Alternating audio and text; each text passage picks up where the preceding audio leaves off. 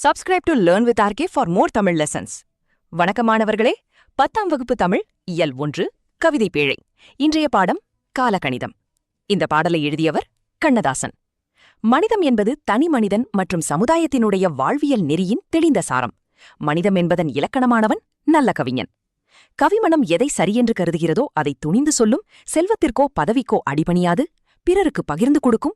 மாற்றம் என்பது மனிதத்தின் இயல்பு. எதையும் மறைக்காமல் துணிந்து சொல்வதும் மனிதத்தின் இயல்பு. மனிதமும் கவித்துவமும் ஒன்றிணைந்த நிலையே இக்கவிதையின் சாரம். வாருங்கள், கவிஞனின் உள்ளத்தில் நுழைவோம். இப்போது காலக்கணிதம் பாடலை படிப்போம். கவிஞன் யானோர் காலக்கணிதம், கருப்படு பொருளை உருப்பட வைப்பேன். புவியில் நானோர் புகழுடை தெய்வம், பொன்னினும் விலைமிகு பொருளென் செல்வம். இவை சரியென்றால் இயம்புவதென் தொழில், இவை தவறாயின் எதிர்ப்பதென் வேலை.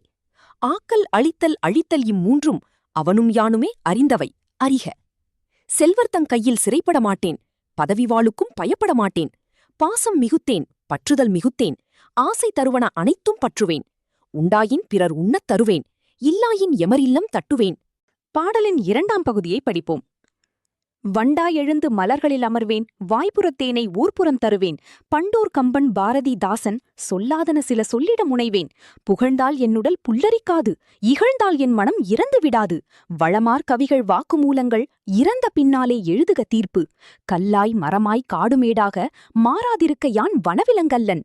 மாற்றம் எனது மானிட தத்துவம், மாறும் உலகின் மகத்துவம் அறிவேன். எவ்வவை தீமை எவ்வவை நன்மை என்பதறிந்து ஏகுமென் சாலை.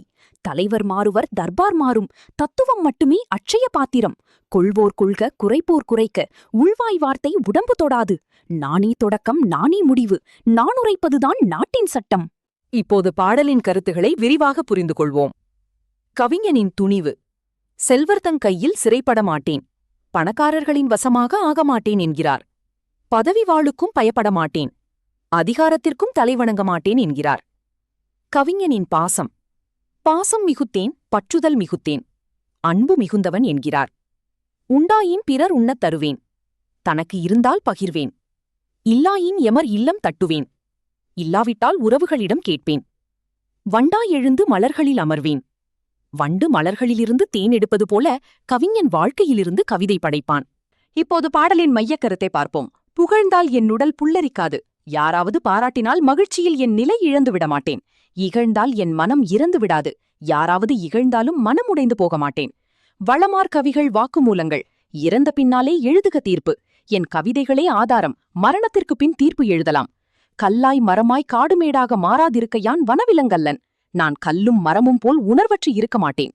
மாற்றம் எனது மானிட தத்துவம், மாறுவதே மனிதனின் தத்துவம். தலைவர் மாறுவர் தர்பார் மாறும், தத்துவம் மட்டுமே அட்சய பாத்திரம். தலைவர்கள் மாறுவார்கள், ஆட்சி மாறும், ஆனால் உண்மையான தத்துவம் மட்டும் என்றும் நிலைக்கும். நானே தொடக்கம் நானே முடிவு, நான் உரைப்பதுதான் நாட்டின் சட்டம். கவிஞனின் ஆழமான தன்னம்பிக்கையின் உச்ச வெளிப்பாடு இது. நூல்வெளி. காலக்கணிதம் என்னும் இப்பாடப்பகுதி கண்ணதாசன் கவிதைகள் என்னும் தொகுப்பில் இடம்பெற்றுள்ளது. முத்தையா என்னும் இயற்பெயரைக் கொண்ட கண்ணதாசன் இன்றைய சிவகங்கை மாவட்டத்தின் சிற்றூரான சிறுகூடல்பட்டியில் பிறந்தவர். இவரது பெற்றோர் சாத்தப்பன், விசாலாட்சி. 1949ஆம் ஆண்டு கலங்காதிரு மனமே என்ற பாடலை எழுதி திரைப்பட பாடலாசிரியரானார். திரையுலகிலும் இலக்கிய உலகிலும் சிறந்து விளங்கியவர். சிறந்த கவியரங்க கவிஞராகவும் பேச்சாளராகவும் திகழ்ந்தவர். தனது திரைப்பட பாடல்கள் வழியாக எளிய முறையில் மெய்யியலை, பிலாசபி மக்களிடையே கொண்டு சேர்த்தவர். சேரமான் காதலி என்னும் புதினத்திற்காக சாகித்ய அகாதமி விருது பெற்றவர். தமிழ்நாடு அரசின் அரசவை கவிஞராகவும் ஆக்கப்பட்டு சிறப்பு பெற்றுள்ளார். இன்று நாம் படித்தது காலக்கணிதம், கண்ணதாசன்.